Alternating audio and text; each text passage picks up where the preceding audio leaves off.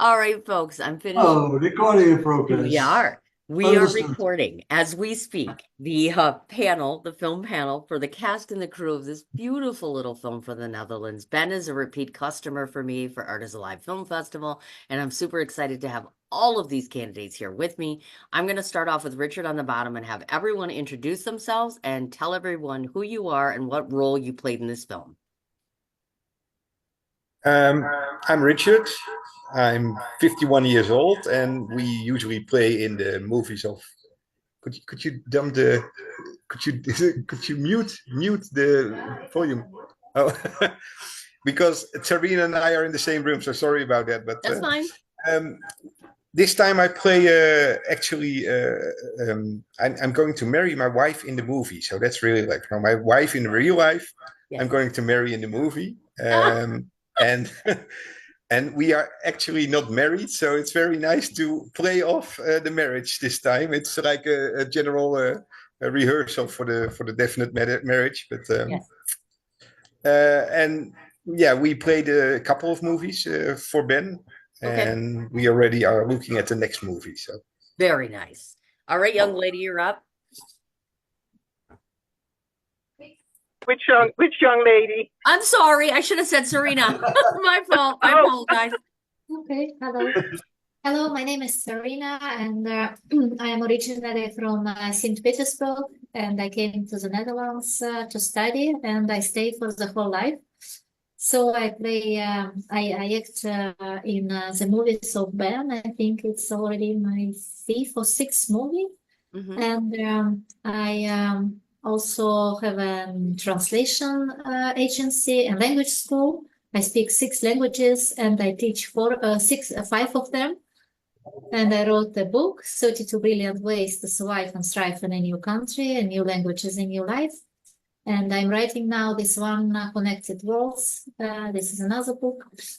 And of course, I'm dreaming about new movies and also to help Ben with directing the movie and not only acting. And not only that, look at her. She's pretty Okay. and listen to her talk. Just listen to her talk. You could listen to her talk all day and she's pretty. You're killing me, Serena. Thank you, though. Fiona, you're up next. Thank you. Hi there. I'm Fiona. I'm actually in the car. I pulled over on my way home. Okay. I'm a physiotherapist in daily life and all sorts of other things. I write children's books. My new novel, my first novel for adults, is coming out in November. And I'm very honored, really, that Ben takes me on and gives me these movie roles. And in this short film, I'm Peter's love interest, who he meets at the cemetery at the end. Yes, thank you for that. All right, Peter, you're up. Okay, I'm Peter. I'm already 65 years old this year. And I'm in daily life, I'm an auditor. I work at an audit firm, so that's something completely different. I played in the first movie I played of Ben was when we were sponsoring it, our audit firm, and he said, you can have a role in it, and that went well. So from then on, I played in almost every movie of Ben, I think. Yeah, this time I get the head character. I'm the widower that is still mourning of the death of his wife, and at the cemetery meets his new love. So that's in very short the story of the movie. Thank you. Okay, Ben, who are you? To start with, originally I'm a teacher of mathematics and gymnastics, but I worked on advertising for 35 years or so. So I use both in writing now, a bit the logic of which you meet in mathematics and the creativity which you meet in advertising. And the core business, to give it that name, is writing. I do write English, and I do write Dutch books and English film scripts. And I started making movies just to practice, just to see my own work come alive, knowing that I'm not that professional, the professional I need. You have the hands-on when you're in advertising, Mhm. and you have a lot of less hands-on when you start making movies, and you fully depend on your actors Yes, absolutely. Writers are and the wonderful. story, of course. But it is, the say, of course, it's all story. It starts with the story, Yes, and that's where it starts with me.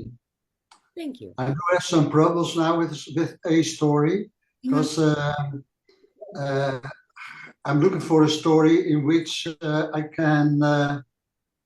in which Richard and Serena can play a lead. But I've just the idea isn't yet there, let alone the story. Okay, gotcha. Yeah, because maybe that will never happen. Depends. So look at a lot of movies, maybe, and then you get the inspiration for a movie with the two characters. Maybe that's an idea. Good idea. Okay, Yeah. Richard, I'm going to start with you because you're on the very bottom and we'll work our way around, because I am always a believer that we should learn some things about people and not just what we learn about them on set per se. So in my research, unless I'm mistaken, you're the individual who works in applied sciences. Is that correct? Yes, that's true. I Okay. work at university. Yeah. So this is what I find fascinating. What is it that could possibly lure someone who's in the scientific world to possibly be in the motion picture industry? It's like so completely removed from each other. What is that? It's a little bit has to do with my background, because I never could choose my right profession. So I did computer technology, studied, Sure. and also studied at the art academy. Okay. So it's the two difference. And in my work, I can do the exact thing, the working with computers, because I'm a manager innovation at the university. So I'm busy with artificial intelligence and stuff like that. And then the more the art side of me, who wants to design and create things, I can do that in the movies, and I'm really thankful for Ben for giving me that opportunity. Oh, how sweet. Now, Richard, piggyback question to you. I have a 19-year-old. He's decided to jump from aerospace engineering to astrophysics. Please tell me he's going to have a job and that he's not going to be in debt forever. Please. I'm very bad at that, because I always think you should follow your passion before you follow the dollars. So I get it, but it's a PhD in like 27,000 years of school and the kid doesn't get it. And I'm like, you're going to be broke for a while. And then what are you going to do? Just a little worried. I understand. I really understand. You're the parent and you're very protective about that. I mean, right? Trust me, he will be all right. Okay. God, I hope so. Otherwise, I'm coming back and knocking on your door. That guy, Richard, said you were going to be okay. And now you have no job. Now you have to live at home. You're welcome. 50. He's welcome to work at the university.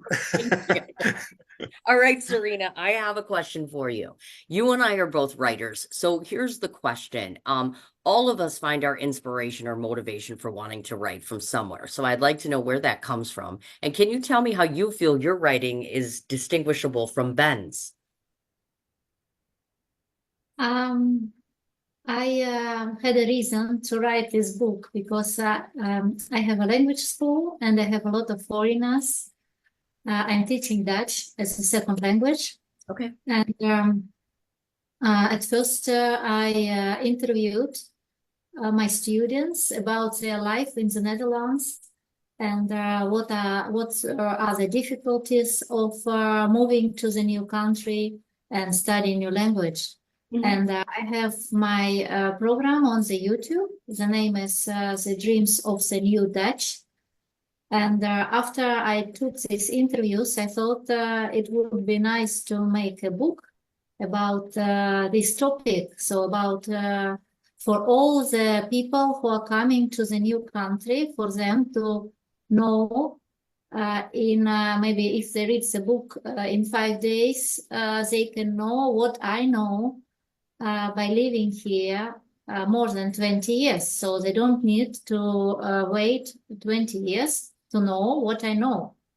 So all I know about how to stay in this country, how to study language, how to find friends, and about culture in this country. So I want to share. And that's why it was a reason to my book, my big book.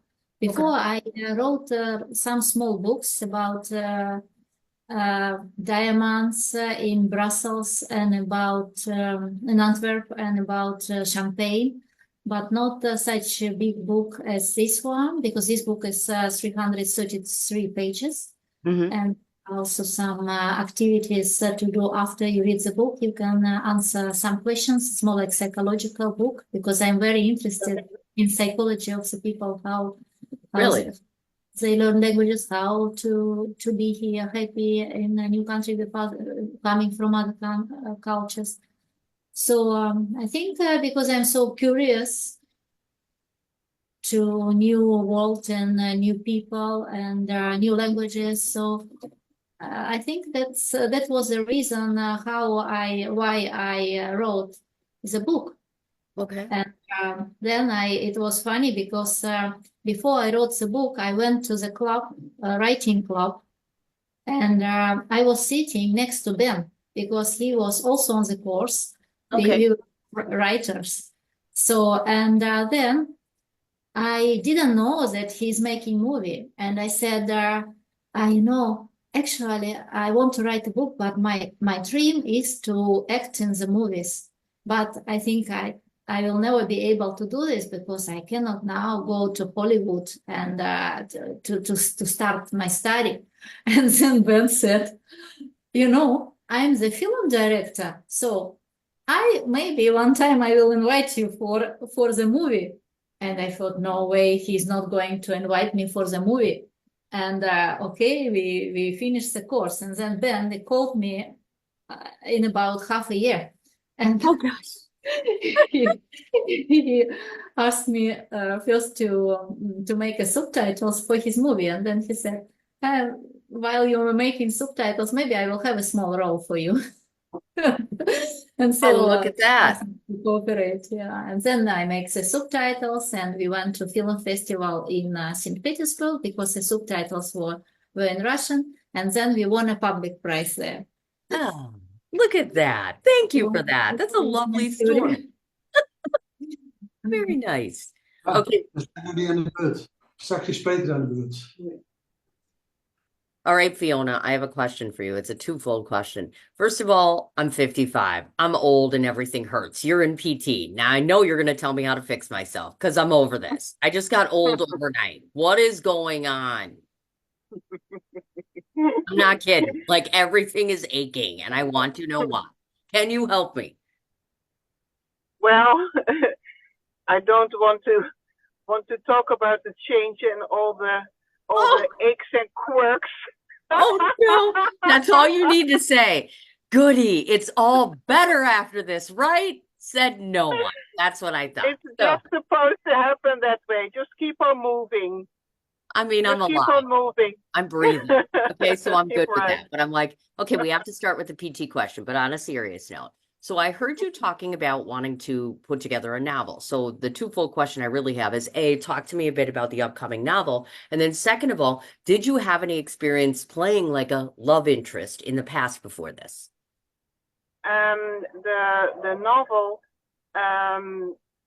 what did you want to know about it? How I Oh, we put it just want to together? know what, if you can give me a short synopsis because it's coming out soon, right? So we want to get Yeah, people it is excited about definitely. it. Well, my daughter was bullied in the village where we used to live for 8 years. We had to move and escape that village. And when we lived in our very nice surroundings that we are living now, I needed a way to get through the emotions of that. So I wrote a novel. It took me quite a few years because I didn't want to make it an angry story, but it's about a single mom whose daughter, of course, is being bullied. But the thing is, when you are a parent with a bullied child, you don't see the actual bullying. You just see the result of it. And therefore, I wanted to explain to the reader that not just the child that is being bullied suffered, but the parent as well, because you are powerless. You don't know what to do about it. You go to the school, you talk to other parents, but you're noticing that the child is becoming in an isolation. And then after a while, the parent as well, of course, because who wants to have an angry parent at your door? Yeah. The character in the novel sort of gets through her issues with certain mothers of the village when she has nightmares. She goes to sleep, and the reader reads how she just murders and kills off everybody. And then she wakes up, of course. But when you read on, the reader will realize that the single mom, in the end, doesn't really know what was a dream and what was real. Okay. And especially when there's a fatal accident in the end, while she was dreaming a few nights before that she was doing things to the car of the person whose child bullied. Mm-hmm. She doesn't know, did I do anything or didn't I? So the Dutch title is Droommoord. Droom means dream, and moord means murder. Okay. So you don't know what really happened or what she dreamed up. Uh-huh. And then as far as you're playing a lead, I'm curious because it was a nice, I mean, we don't see you together for long, but I'm like, you molded and melded very well together. So I was curious if you had ever done this before in like either acting or being in a lead capacity role. I had the roles that Ben gives me are usually not very big, but they are crucial. They're okay. key roles. They're key roles, and those are fun to do. I don't necessarily want to be on the screen all the time, but at the right time, and then people will remember you because it's a key role. Yes. So that was also the case in the few other movies that I was able to have a small part in. You betcha. Thank you very much for that. Okay, Peter, I have a twofold question for you. First and foremost, I want to ask this. You're the only actor I've ever seen on social media that can go from a Heineken shirt to wearing a bow tie and rock both of them. So my question is, who's the real Peter? Is he the guy with the Heineken shirt, or is he always walking around looking like this right now? When I'm at work, I'm walking around like this. But when I'm off work, I walk in the t-shirts and the baggy trousers and that kind of thing. So yeah, I think I can separate the two worlds very good. Yes. Sometimes Yes. I come, I meet a client of me when I'm in my spare time, and then they say, "Are you my accountant?" Well, and the thing is, I haven't seen a bow tie in years. Men don't wear bow ties anymore. And I saw these cute little bow ties and I thought, that's just absolutely adorable. I like that look very, very much. But I do want to ask you, I know that you're chairman of VMB. So could you please talk about that organization if you would? That's how do I say that? That's part of the KNMO. KNMO is the Dutch Organization of Music and Orchestras, of wind music and wind and drums. And the CMB is the local version of that, and we support all the little amateur orchestras. We support them in organizing things, and we organize concourses where they can practice what they learned. And and I used to play trumpet myself, but I'm not doing that for years now. But I'm now I can do it as a president of that club. I can give my things to the playing of music. Very nice. Maybe you should go back to playing the trumpet. You just think you won't do it anymore? They want me to play the trombone now in the orchestra, but now at this moment I have a little problem with my lungs. So first that must be over, and then maybe I can play the trombone or baritone. I get you. Okay. All right, Ben. I have two questions for you. You were in marketing for a very, very long time. If I were to ask you why you believe marketing any product is essential or learning how to market any product is essential, what would you say to that? I think a lot of times I meet people who just don't understand the importance of sales and marketing. So what would you say to something like that?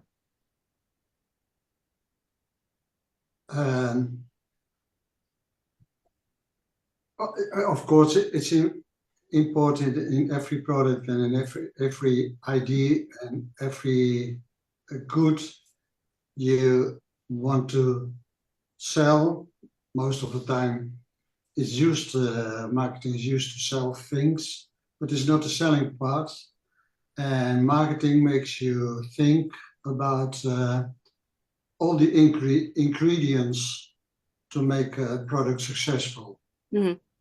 So today, young people use marketing as a word as a synonym for I'm going on social media. And if you talk with young people and say, and a young boy say, I'm in marketing, and then you ask, what do you do? And then then they get the answer, I write texts for social media. Mhm. And marketing is the thing that put things, it's got to do with social media. It's also got to do with your identity. And it's got to do with your own opinion. And it's got to do with what your public wants. And it's got to do with advertising. It's got to do with your products, very intrinsic. And melting all these things together, I think it's a little bit like the film we make. We were with so many different people, although all in a creative field, and writing a story that fits every person is a little bit like marketing. It's a little bit what you do for products. Mhm.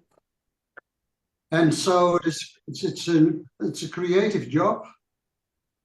And specifically in the region where I do that job, Yes. there's a lot of industrial customers, and they do not work with customers, but with the public, but do deliver their goods to other industries and so. And in that field, marketing is very much translated in sending brochures, going to a fair. But the thing I think is interesting, and that's what I'm good in, is melting all these things together. Yeah. So a nice brochure doesn't help if your product is nice. And if your product is nice, but your brochure isn't nice, that's the same way. Then it doesn't help either. And finding the key to fit all these products together, that's marketing. Yes. Now, my second question for you is a little bit simpler. I was just wondering if your grandchildren are already learning how to write books and make movies, because that's what you do. My grandchildren, if they do learn so. I don't think none of them, no. No? No. Not yet. Not yet. The eldest son of mine is is the creative one. Oh, okay. But that's one who didn't like to go to school, and he got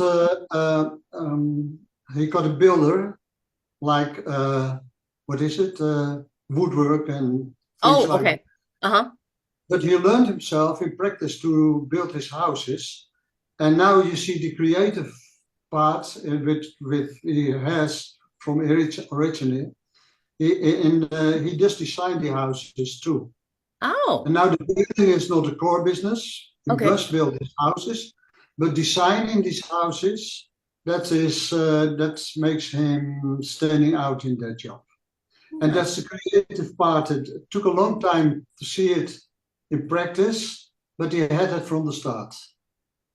Very nice. Yeah, Very nice. Look at that. but there's none of them is works in the job title. Yet. No. Yet. That's the operative word. So we'll see. Yeah. Okay. We're going to do one more roundabout. So I'll start again with Richard. I have another question for you. I know at one point you had worked in digital education. We talk a lot here in the United States, and I'm not in your country. So I'm just curious to see. Most of us are concerned, even though my children are now grown, basically. Education's a thing, lack of education, the suffering that went on during the pandemic, etc. So if you would talk a bit about the status of education at this point, let's say in your country, and do you think that there's some hope that things are going to be on the mend relatively soon? Interesting question and very difficult to answer.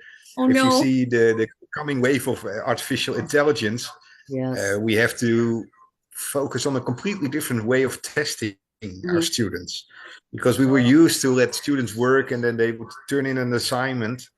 But now 9 out of 10 times the assignment has been written by artificial intelligence. And it is very difficult to detect it, especially in Dutch. If it's written in English, it's more easy to detect, but in Dutch it's difficult. Where we are going with our educational system, which is something that it's actually my job to know, but it's still, if I would say where we are in 5 years, I always hope that the teachers are more like in the coaching role and trying to stimulate the students as much as possible to especially discover their own roots for what they want to learn and what they want to become.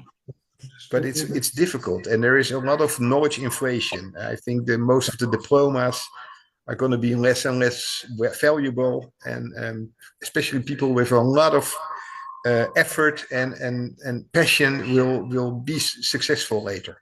I get you. Thank you for that. I mean, I kind of figured it was going to be a really tough thing to answer, but I'm like, it might be different in your country, because the US isn't just the staple for everything, obviously. So, yeah, thank you for that. Serena, my question to you is, because I was listening to you talk about the numbers of languages that you can translate. So I'm curious to ask for you, where does your love of language come from, and which do you feel you're most proficient in? My love for languages came actually not from languages, but from being curious about other people. So I wanted to communicate with other people in their own language, to know more about every person I meet on vacation or somewhere else in the world. So when I came to the Netherlands, I learned Dutch in 4 months, and it was very quickly. So, and then I thought, if I can learn languages so quickly, why don't I teach other people how to do the same? Sure. And I think the most profound language is, of course, Dutch and Russian, because I was born in Russia, and I live in the Netherlands more than 20 years, and I speak also English. I teach business English and maritime English, because originally I'm a maritime engineer. So I came to the Netherlands as a maritime engineer, and now I teach maritime engineers and captains English and Dutch. And I also... Holy cow! Same field, only different setting, different job. It's the same field. And I also speak Spanish and Italian. Nice. We have been now in Venice on their film festival with them, and I also took 1 week of Italian language in the morning from 9 until 1. And so to make my Italian more perfect, because Ben said maybe I'm going to make a speech in Italian during the film festival. So, yeah, but actually it's very nice, and every language you are learning, it's easier to learn. So that poses another good question.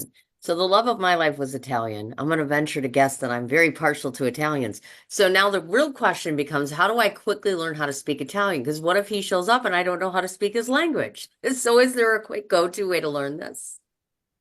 Yeah, you go to Italy. There are a lot of Americans there, and in Well- my group, from 7 people, we had a group of 7 people. I think yeah, 4 were from United States. Oh, look at that. Yeah, I've always thought it was a beautiful romantic language, and Michael did not know how to speak it. So I didn't get to hear it when I was at home.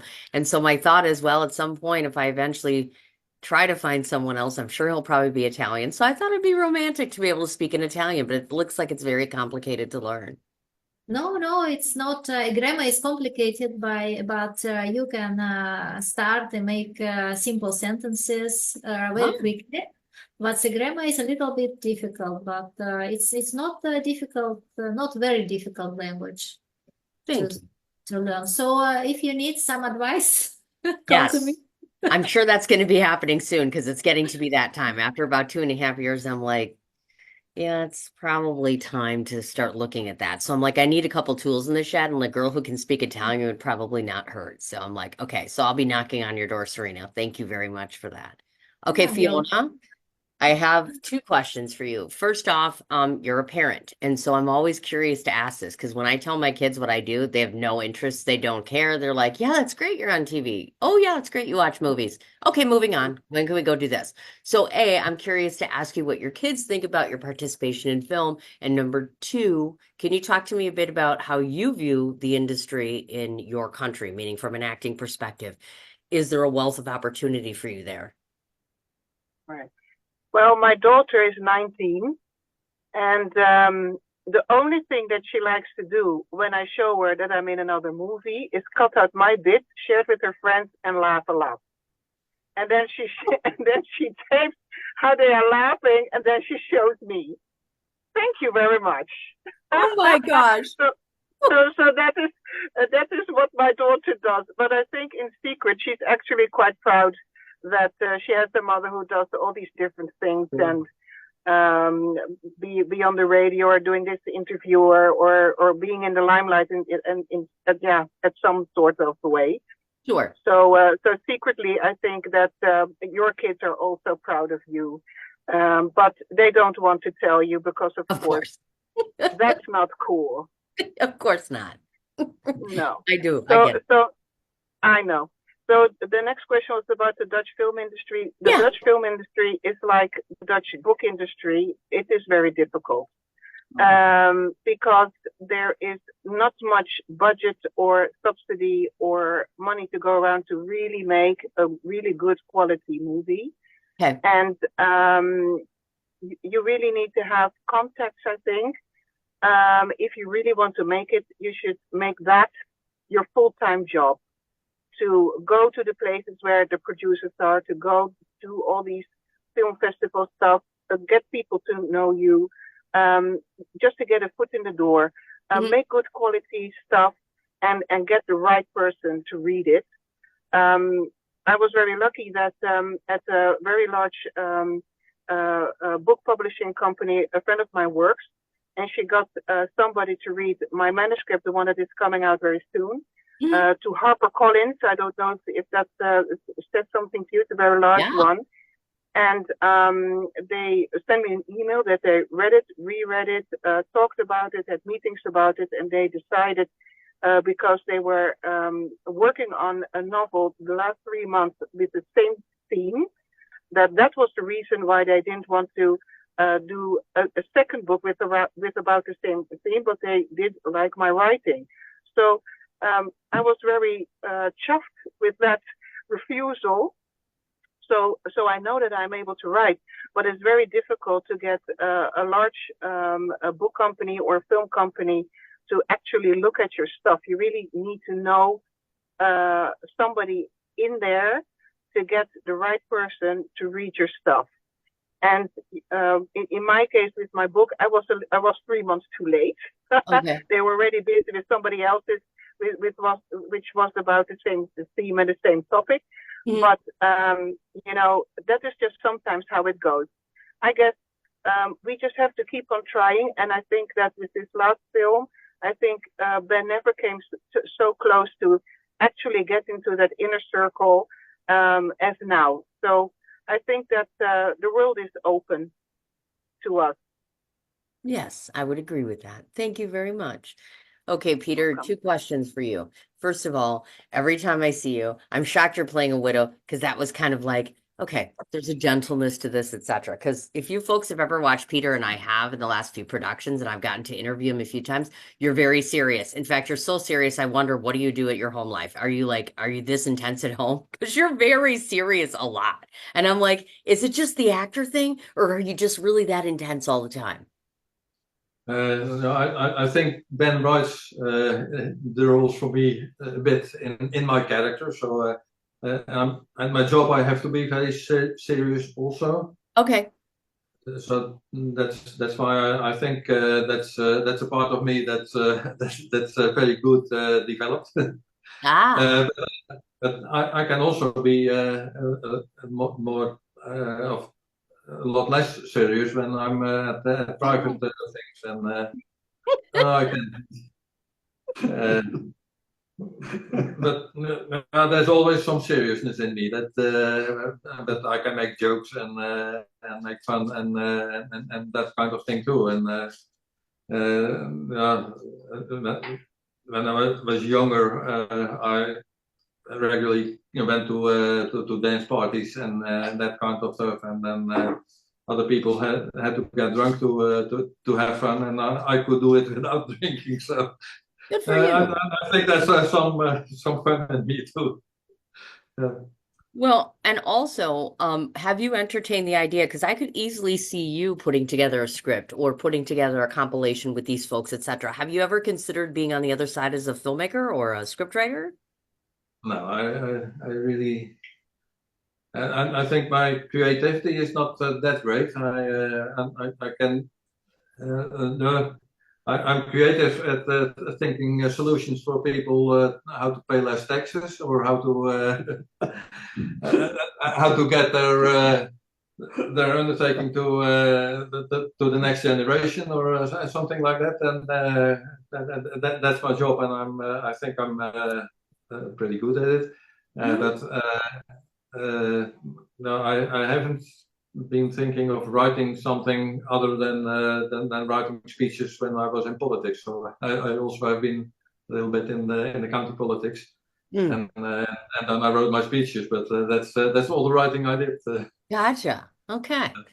All right, Ben, that brings us back to you. So, twofold question before we start talking about the movie. First I'd of like all, to say something about him. yeah, go for it. He's very modest too. Mm-hmm. Very much the whole evening he is running around with what he like to show you now. Ria brought this, and that's the trophy we won in Cannes. Oh, look at that. It's a very nice one. That's pretty darn impressive, folks. Look at that. I don't have one of them. A whole lot of people I know don't have one of them. That's pretty cool. Yeah. The only problem with this is you can't drink from it because there are holes. Thank you for sharing that. I mean, yes, modesty. I love modest people, very humble, modest people. But sometimes you need to give props where props are due. So yes, Peter deserves lots of those. Thank you very much. Now, Ben, you never told me, and I don't think I realized this until today, you actually acted in one project. So I'm curious because you don't normally do that. You write and you direct, but what made you want to act in that project? Inspector Renoir? Is that how you say it? His voice. Yeah. Yes. I started. It's not the first thing I wrote, not the first novel I wrote. I did write 40 years ago for some TV sketches. Mm-hmm. I stopped that because couldn't make a job out of it. So just because I like writing. Mm-hmm.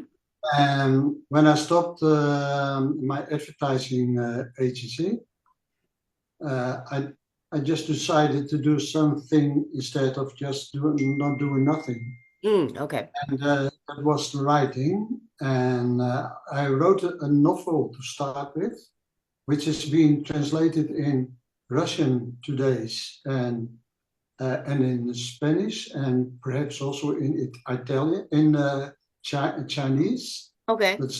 It's on its way now. That was my first novel, very badly written. I learned afterwards, and because that's a profession too, you have to learn. If you write a lot, you think you can write. Yeah. But it's not. You can't write novels from the start. Mhm. You have to learn. So like writing film scripts.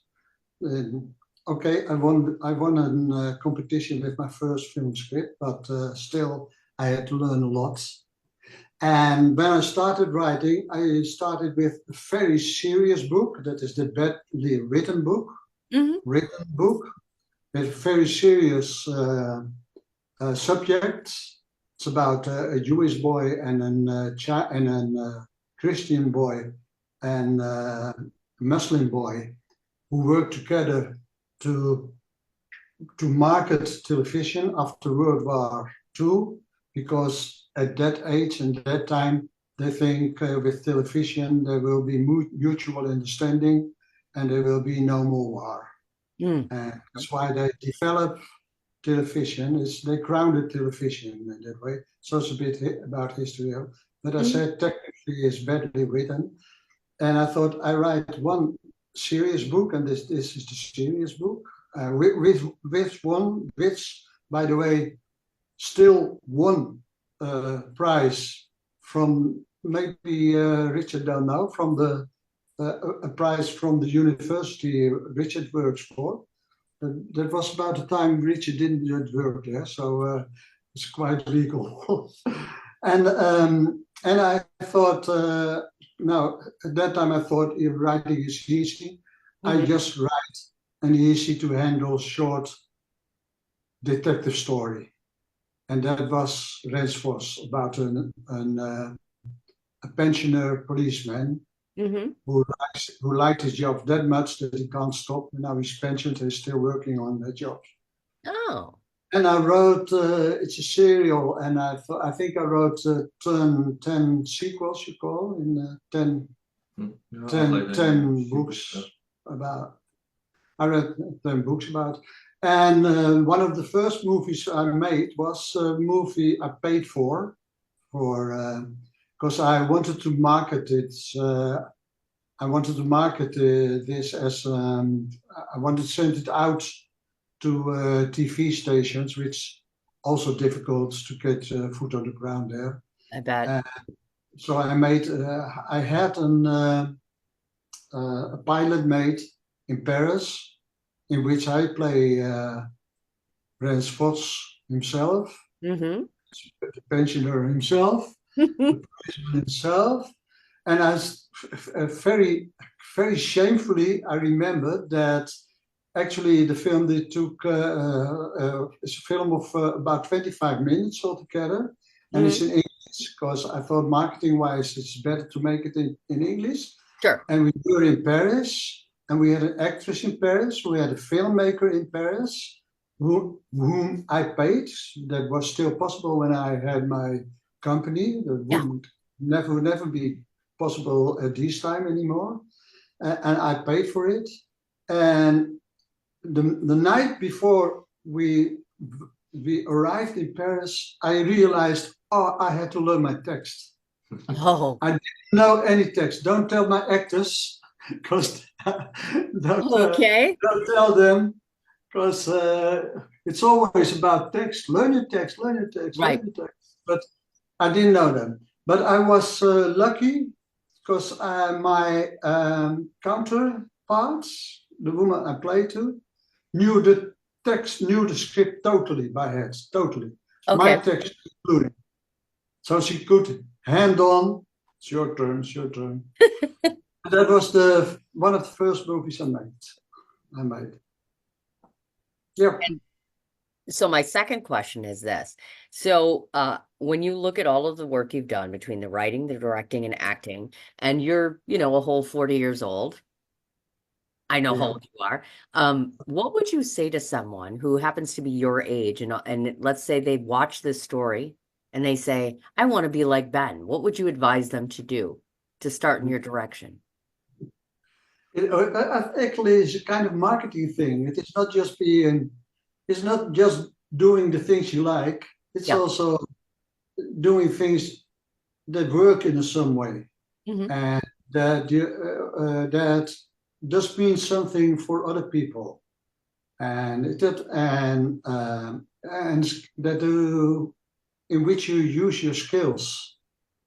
So there's so much involved. The things that actually I do think writing important. I don't think these films important at all. Mhm. But one of the most important, one of the things that motivates me is seeing how all the peoples that are involved uh, do grow and some way uh, spend their lives in the same way. Combine their skills and use their skills and seeing their growing. Now, today I got just a few days ago, I got a mail from a girl that played in La Vérité Mhm. in the film that is Gordon Green, yeah, and she wanted to go to the school to a school for actors. Mhm. And when she played with us, I think she was 12 or so, and she's still on that course. And she used the things she learned with us, and Oh, that is part of which makes filmmaking yes, I bet. nice to do. It's Absolutely. not when you're 40, money is no longer important. So it's not a marketing thing in the way of how to sell things also. Yes. And then other things are important. You must make them important yourself, and that is making them important yourself. Doing interviews like this, and so it's a bit of PR all too, Oh, yeah, and PR for the group. Yeah. you bet. Okay, we're going to talk about the film now. 8.5 minute movie. I want to start off by asking, and all these questions are open to anyone to respond. I guess if we could start off, because you folks have worked with each other before and you continue to do so. And so, what I'm curious to ask all of you is it a Ben thing, as in you want to just work with Ben? Is there just some part of these relationships that just works incredibly well on camera and off? What's the magnetism here that draws you all together? I think Ben is the glue we need as a group, and he keeps the group together. That's one thing. But I also think we became a group of friends and like working with each other. So that's also very nice to do. Yeah, absolutely. Anybody else? If you ask me what's the best in life, I would call it making films together with Ben and with crew, and just spending time together and traveling the world together, and just growing together maybe. Because I think when I started to act in the first movie, I was very shy, and I could not speak like this, and I could not. It would not be able for me also to teach like I'm doing now. Now I'm also an actress in the class, so I Yeah. think I it's also my life is becoming better because I'm in this group and because we are growing together and I wrote a book. It's also the plus after so it gives you just something in life that nobody has, and it's really the best. I think the best in my life now. This one. Oh, that's an aw. How sweet is that? Thank you. Okay, so I want to ask this question. there are lots and lots of films that are made about loss and grief and suffering and trauma and finding love again. So when you sought out to do this story, what was the number one theme you wanted to have come across in the movie? It's a question to me. Yeah, I mean you wrote it, so I guess in essence it would probably be a Ben question, yes. Well, one of the mistakes I made in the films we made before is not enough using the adagio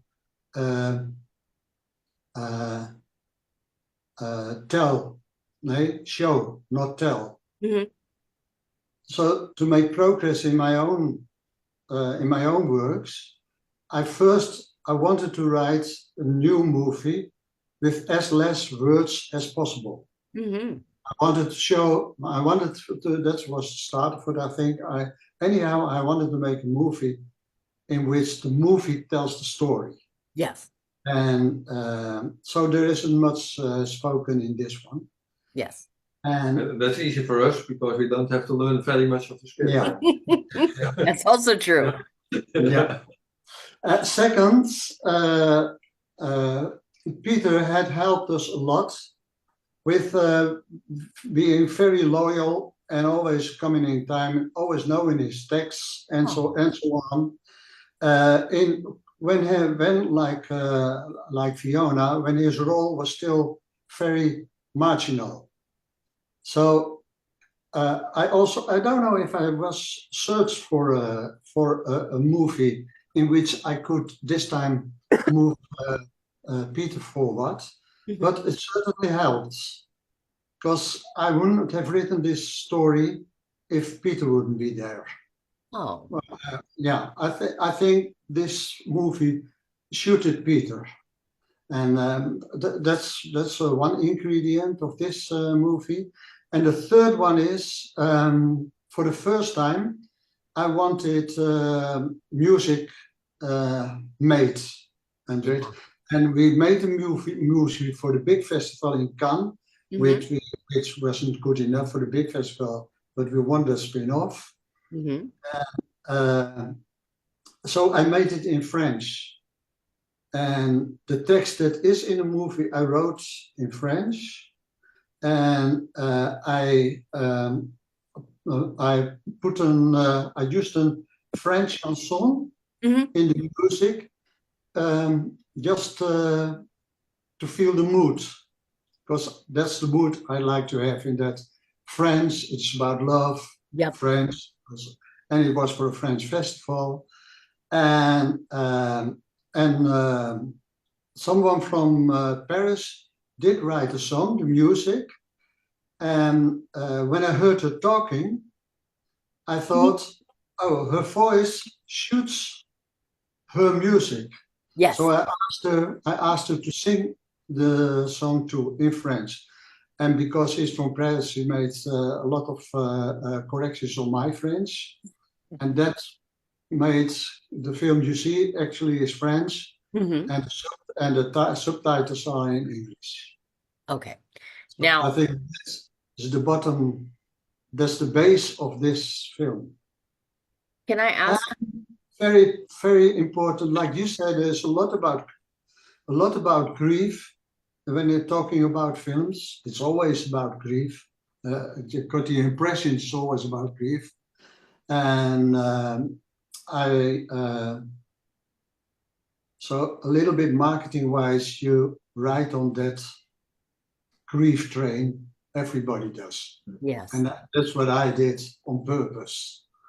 But I didn't want to make a film totally based on grief. I wanted to make a film, not just with a happy end, but a film that will give hope to people who are in grief.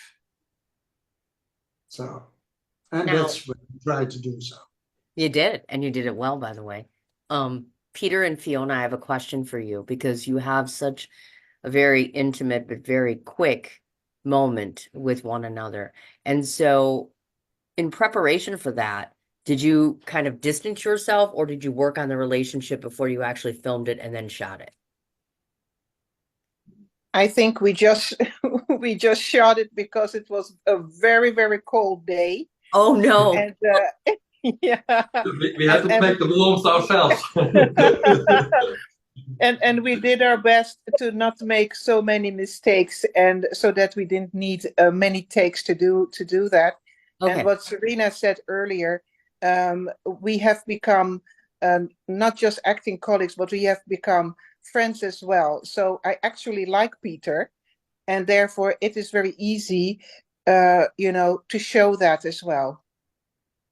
Now, do you think that Peter, I guess on your perspective, because you are playing the widower, of course, and you're in the one spot where you are with the person that you truly loved.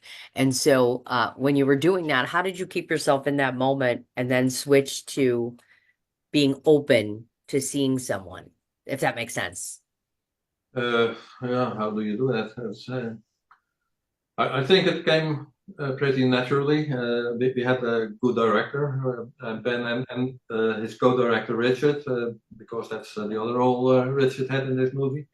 And they gave us good directions in how to do it and how to change the mood from grief to hope. I think.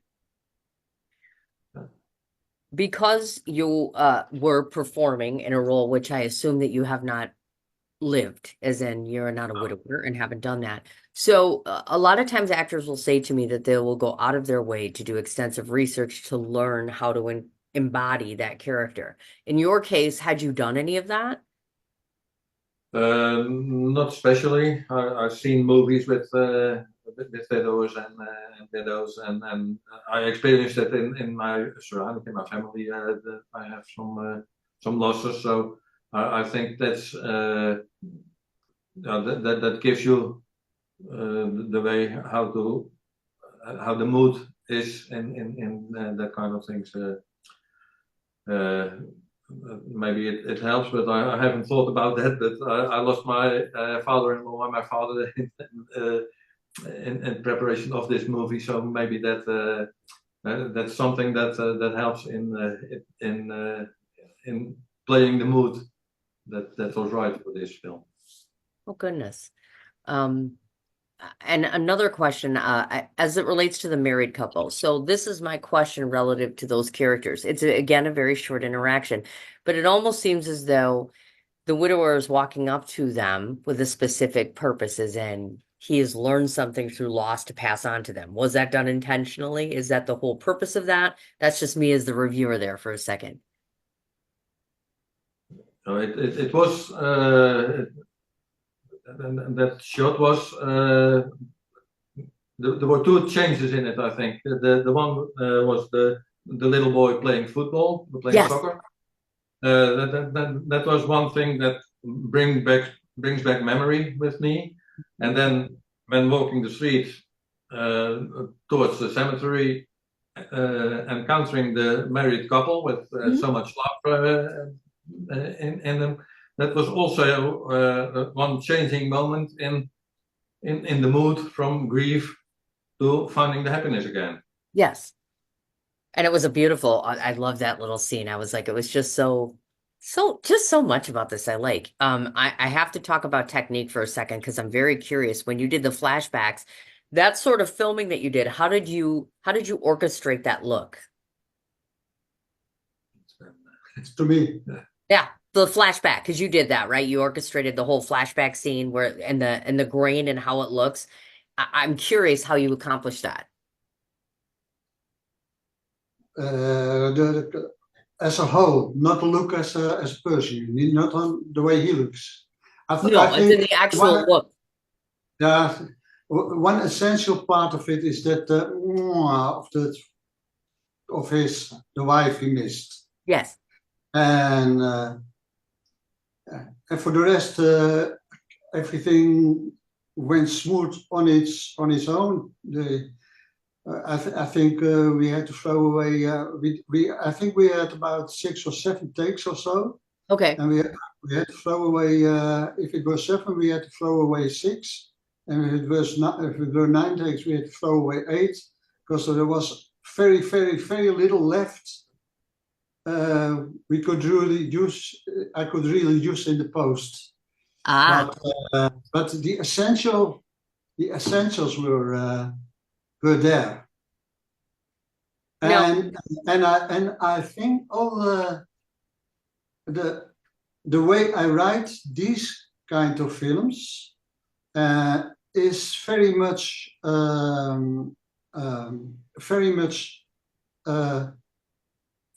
written on the persons who play the roles. mhm. And I just I know the woman and the boy who played that part.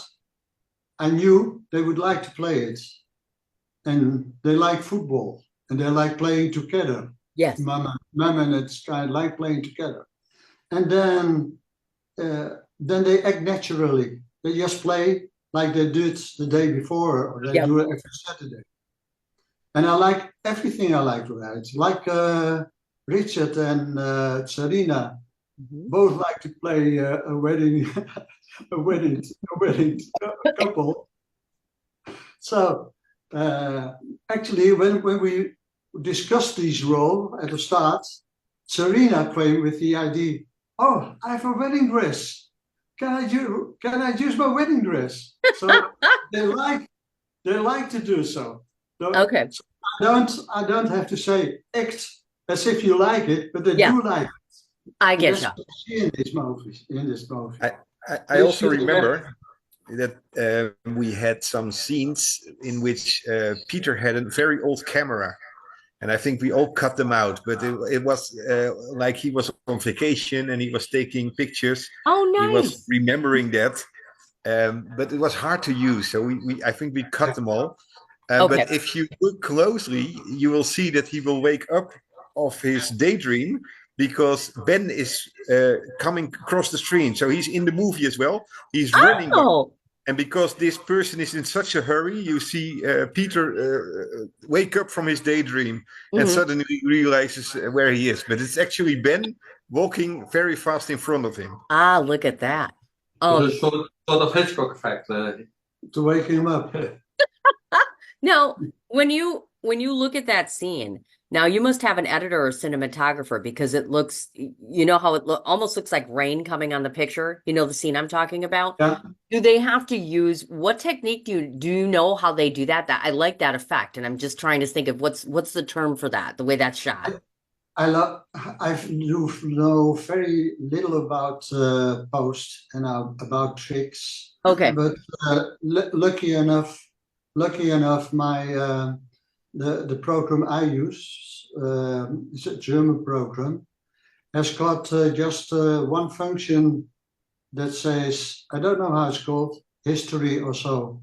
Okay. I think it's called Oldify, and it will try to mimic the old 8mm film. Nice. Okay. That's what I'm getting at. I'm like, that was a really nice look. Like, Yeah, then I can like that. take his thoughts back to you. You should see that it would be playing the past. Mhm. I needed something playing in the past. It worked. It worked very Yeah. nicely. I liked it. I liked the effect very, very much. If I were to ask the cast, And another essential part of it is that Peter starts in grief. Yep. But I wanted to make Peter into a person of which, from the viewpoint of the audience, you would gunnen. Wat is dat? Gunnen. You would like to see him happy. yes. So I needed something to not just Peter showing having grief, but I needed something to make him showing a nice person. Yes. If you have a nice person, you don't you gunt him. Yeah. You like to give it. You like to give him something Yeah. to smile. Yes. Or to laugh I about. think the word you're looking So I for have is to to change grant him it. a smile. To pardon? To grant him a smile. Granted. Grant him a smile. Grant him a smile. There you go. So that not me, but that the audience grants him Fiona. Okay. Yay. Now for Fiona, Richard, and Serena, here's my question to you. How do you feel that your character enriches Peter's character? How do you feel that, what impact do you have on him? And we'll start with Serena and Richard. I think I hope that Peter is inspired also because we are marrying. He in the movie he get okay, he remembers this, but also he get inspired, and maybe it's like hint to to find his new relationship or to find his new wife. Or so I think we are an inspiration for Peter, right? Richard? Yeah, that's kind of what we wanted, and of course also the contrast in him being in grief and thinking about his wife that has passed away, and then just coming up with the people that start their life new, that start their love again. And he is also, of course, in one way he's going to the cemetery and thinking about his first wife, but he has the future there also, and that's his new girlfriend. And like Sarina says, we hope somehow that it will trigger in him that he also thinks about starting his love again. Yes, very well put. Okay, and Fiona, it's kind of obvious what role you might play, but honestly speaking, in your character, how do you feel that you come along and enhance this man, or will enhance him? I think it is a very nice touch, because loss is something of everyday life, unfortunately, but you yourself live on. And if we want to have heaven on earth, it's just you that can ensure your own heaven on earth. So Peter, in his role, and me as well, we gave each other a second chance. And that is something that is also something of everyday life, to grant yourself a second chance. So I think that is not just enhancing Peter's role, but also my role. Yes, I agree with that. And Peter, if I were to ask you, had the movie gone on longer, where do you think your character would end up? I think me and Fiona would grow together much more than only on sitting on that bench. And where would it end? I think with a new love and a new life, I think it would end. And I don't know if that's a sequel for this film that we can make. I mean, I was going to ask, like, oh, look at that. There's that. So that's a good question. Are we going to get another one? Are you going to turn it into a bigger one? Or are you going to spin off and do a sequel? Firstly, we go make the movie with Richard and Serena in the main characters. I think that's Ben's purpose, and I hope we can all contribute in that movie again, and have them grow in their role in the movie. So I think that that's the power of our team. I think of our crew members of this movie.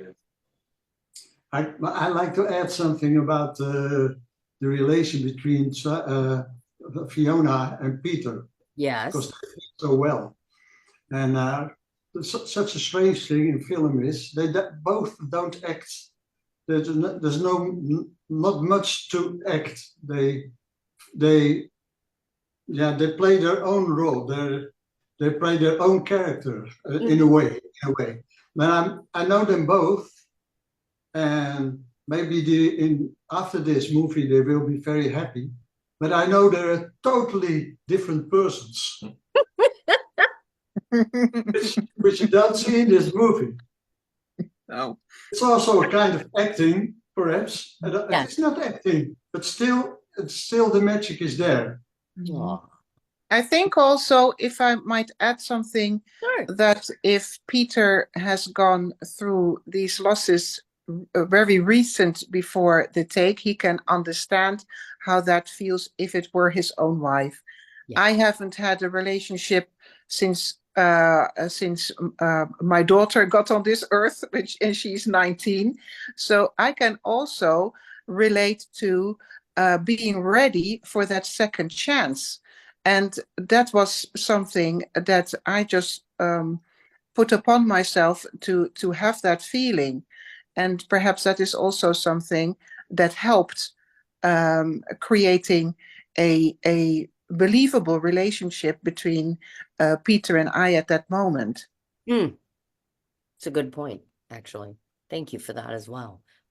Ben, so now that you've done Artists Alive Film Festival, are you going to screen the film anywhere else, or where is it headed? We are in, I think, 2 or 3 competitions still, Okay.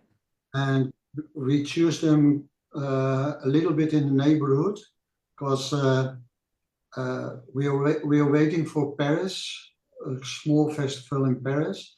Ooh. That's because it would be nice to travel together for a festival like we did in St. Petersburg. And then if New York would be easier to travel, we would be in New York, and then we would have done this question and answers live. Yes, and I would have loved that. That would have been so much Yeah. nicer to have you in person. Yeah.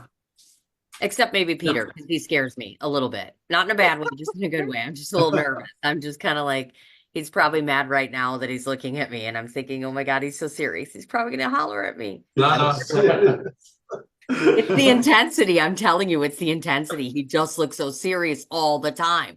So Yeah. It's imbalance. We need someone serious. yes. in the Oh group. no, I agree. And this was a very serious subject. I guess I myself Peter is always in time. Ah, That helps. very diligent. If one of us is 10 minutes late, and when you're 10 minutes late and you're still the first, then you think, oh, it doesn't matter. But if Peter is there, you say, oh, I'm 10 minutes late, sorry. Yeah. And we actually worry, where is Peter? Really? Yeah, he's late. Did he get an accident on the way? So we're always very happy to see him. Yeah. Yeah, last week I was a bit late. Yeah. We Yeah. were worried. Yeah, indeed, Well, yeah. well. Well, well. That's the exception of the rule. Aha. Yeah. This is what I would like to say to all of you about your beautiful film. First of all, I'm very honored that you came back to Artists Alive again, because there's nothing that makes me happier when people come back who are returned filmmakers and actors. Number 2, I got to watch it repeatedly to try to decide what to do with it and where to place it. And so it was a joy, despite the fact that, yes, there was crying every single time. And why? Because obviously everyone knows that I have unfortunately have had to bury my own partner. And so what I'm most grateful for in this film, besides the beautiful production and the music and the sentiment and the acting and the story, you give a face to someone like me who can't always show her own face of grief. And you give me hope that even though my beloved is not here, that it is possible to find love. And that's very hard to believe when you're sitting in real time, in real life with grief. So I'm indebted to you, Ben, and all of you for giving me a voice and a face. I appreciate it very much. Okay, Yeah. that is worth making a film. Mhm. It Yeah. is. It's very moving and very powerful, and there's a lot that happens in 8.5 minutes, and not everyone can pull that off. So in the hearts, Richard in the hearts. I'm just gonna stop this recording.